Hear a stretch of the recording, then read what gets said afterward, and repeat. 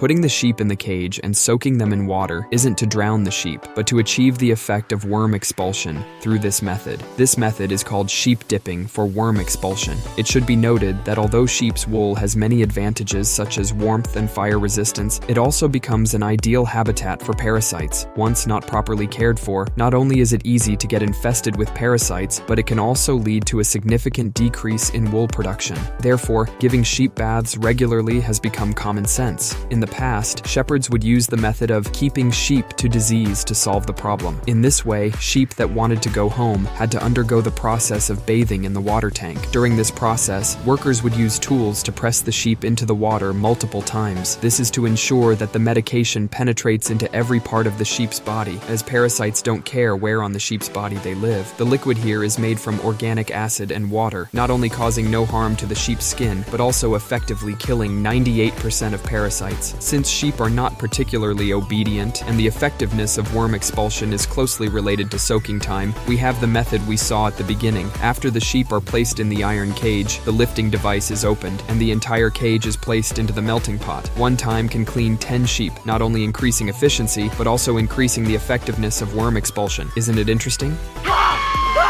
The ship is sailing on the sea, continuously throwing cement blocks into the water until they are all gone. What are they doing? Could it be because an order was canceled last minute? Upon closer inspection, these cement blocks are adorned with various skulls. Once they sink to the bottom, they attract a large number of marine creatures to gather there, thus achieving the true purpose. In fact, these cement blocks are artificial reefs. When the factory casts cement blocks with molds, they are all loaded onto the ship and transported to a designated location to be submerged in the water, creating artificial reefs. This not only provides a refuge for fish, but also allows them to breed there, thus increasing the fish catch. The main material of these blocks is concrete, but one manufacturer had a unique idea to mix ashes into the concrete. The family of the deceased participates in the making of the reef and accompanies the ship to sea to complete the submersion process. For memorial purposes, the manufacturer fixes a nameplate with the deceased's information on each block. Besides these cement reefs, some decommissioned ships or planes can also be used as reefs and sunk to the seabed. However, not everything can be used as a reef. In the 1970s, the United States once sank 2 million tires into the sea, claiming it would not only create reefs, but also solve the problem of disposing of old tires. However, things did not go as planned. Due to corrosion by seawater, the tires bound with steel and nylon ropes disintegrated completely and could not serve as reefs. Moreover, the presence of toxic substances became an even bigger problem. It is said that the cleanup is still not finished. Have you ever seen a machine that can plant trees at an incredible speed? The machine moves continuously forward, with two mechanical arms at the back constantly piercing the soil, as if giving the ground injections. Each hour, they pierce the soil 2,500 times. In fact, this is the new generation of Seedling planting machines. When zoomed in, you can see that each time the mechanical arm pierces the soil, a sapling is planted. The machine can plant 2,500 trees per hour. Notably, this machine has two cabins. The front driver controls the machine's movement, while the rear driver operates the planting mechanism. At that time, it continuously feeds the saplings into the adjacent round tubes. Each round tube contains one sapling and continuously rotates to transport it outside. These round tubes rotate to the outside of the machine, and each time the mechanical arm lifts, the tube at a specific position opens, allowing the sapling to naturally fall into the funnel of the mechanical arm, eventually landing on the planting head of the mechanical arm to be planted into the soil. In addition to the prominent mechanical arms, there is also a flexible disc tiller installed in the middle position. This tiller continuously moves and rotates, loosening the originally hard soil, allowing the mechanical arms to easily plant the saplings into the ground. The mechanical arm lowers approximately once every 3 seconds. The machine moves at a speed of 1.8 to 2 kilometers per hour, and if the soil is soft enough, the maximum speed can reach 3 kilometers per hour. The machine's working efficiency is very high, capable of integrating soil tilling and planting.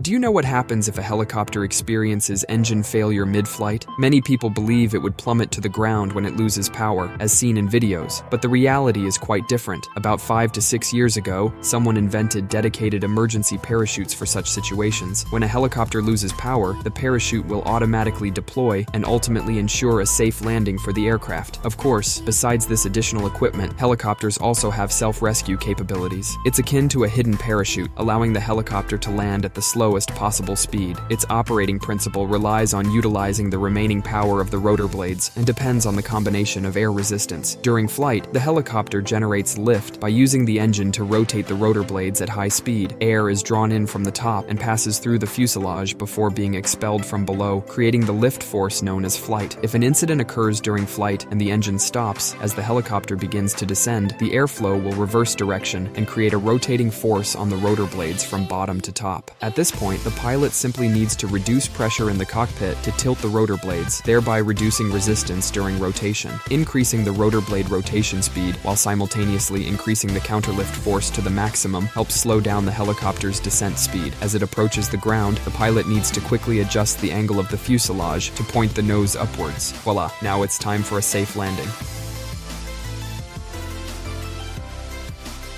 This isn't a science fiction movie. This truck looks like it's been crushed by something. Compared to the regular trucks we usually see, it is much lower. The highest point of the entire truck is almost at the level of its tires. However, its container is not small at all. This is a truck specifically designed for underground mining operations. Due to the height limitations of many underground mines, some areas are so low that people cannot even stand upright. Large machinery cannot operate effectively there. However, this low-design truck can move freely within these confines. The large container at the front of the truck can easily transport the mined ore to the unloading point, from where the ore is conveyed to the surface via a conveyor belt. The cabin of a regular truck is usually located at the top of the body, providing the driver with a good view. But the cabin of this mining truck is cleverly designed at the chassis, located between the front and rear wheels. Therefore, the driver's view is significantly obstructed. To drive the vehicle normally, cameras are installed around the body. The driver can clearly observe the surroundings through screens in the cabin, allowing for safe driving. However, driving in a manner that almost entirely relies on observing through screens requires some skill. Therefore, new drivers are usually trained in a simulator. Once their skills are proficient, they can then operate the vehicle in real situations.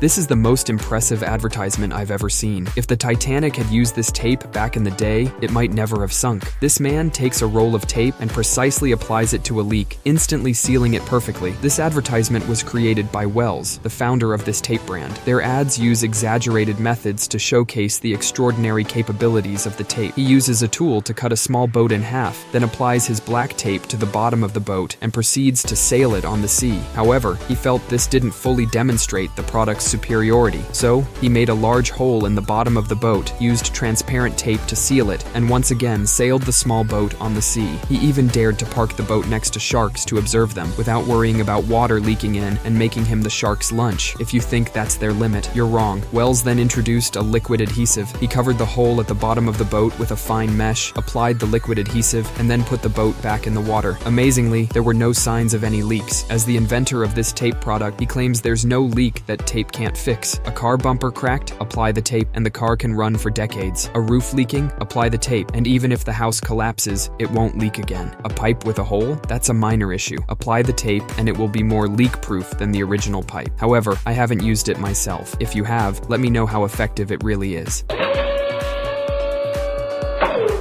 The plane suddenly deployed a small fan from its belly. What is this for? Could it be that the thrust from the two main engines is not enough, so an additional small fan is needed to increase thrust? First of all, we rarely see this thing and do not want to see it because it only deploys when the plane has an accident. Its full name is the Ram Air Turbine, which has a rather soft English name, translating to mouse. When the plane encounters a problem and the two main engines lose power, the generators driven by them also fail, causing the plane to lose electricity. At this time, the cockpit instrument panel goes dark, and the pilots cannot control the plane's next move. Then, the little mouse automatically deploys from the belly of the plane, relying on the airflow as the plane glides to spin and generate electricity and hydraulic power. The faster the plane's speed, the greater the output power of the little mouse, and the more electricity it generates. Although it only produces 1/18 of the power of a normal generator, it is enough to keep the main flight instruments functioning. Moreover, since the plane's wings are primarily operated by hydraulics, having a hydraulic source allows the the wings to function, enabling control of the plane's direction and significantly increasing the chances of a safe landing. Once the little mouse is deployed, it cannot be retracted automatically. It can only be manually retracted by ground staff after landing. So do you understand now? On a perfectly paved highway, suddenly, a bridge appears. Vehicles pass over the bridge while workers are repairing the road underneath. These two tasks do not interfere with each other. This is a Swiss company that has invented a mobile bridge specifically for repairing highways. Its core goal is to complete repairs without disrupting regular traffic. Initially, upon detecting damage on the highway, the repair team will assemble a fleet of transport vehicles, gathering at various junctions along the highway. These transport vehicles are equipped with bridge components. They set off together at night when traffic flow is minimal. Upon reaching the designated location, multiple departments collaborate to quickly assemble a temporary bridge stretching 236 meters in the shortest time possible. It's worth noting that beneath each section of the bridge are hydraulic columns and wheels. After transporting the vehicles to the site, they first lower the hydraulic columns to the ground to allow the vehicles to depart. Then, they control the hydraulic columns to retract and place the wheels on the ground. They can then push these components together for assembly. Of course, the assembly methods for different sections vary. For instance, the bridge's slope is divided into two parts during the design phase. During assembly, workers need to join these parts together. After completing this step, they proceed to assemble the bridge. A vertical bridge module is assembled with 3 preset concrete panels laid horizontally. After assembly, workers can work underneath. Once this section of the road is repaired, they push the bridge forward and continue repairing the next section of the road.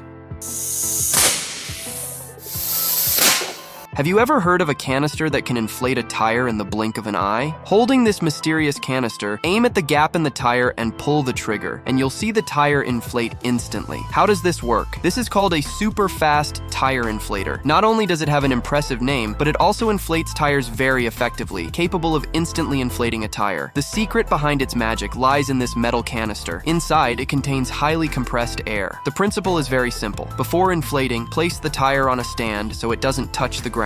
This ensures that the inflation will be successful on the first try. Then, aim the nozzle at the gap in the tire at an angle of 30 to 45 degrees and keep a distance of 10 centimeters. In the moment you pull the trigger, the compressed air inside the canister will instantly transfer into the tire. When the high-pressure air spreads inside the tire will naturally inflate. Simply inflating a tire may not showcase its power clearly. When we aim it at a pool of water and pull the trigger, the compressed air will be released instantly. As it expands and stretches, it will splash a lot of water. Additionally, there is another temporarily useful method, which is inflating the tire by burning. Apply fuel around the tire, and at the moment of ignition, the rapidly expanding airflow can also inflate the tire. Although the pressure generated by the combustion is not sufficient to bring the tire to normal pressure, and further inflation is needed afterward, there are too many uncontrollable factors in this method. Therefore, do not attempt to replicate it. Remember, do not try this.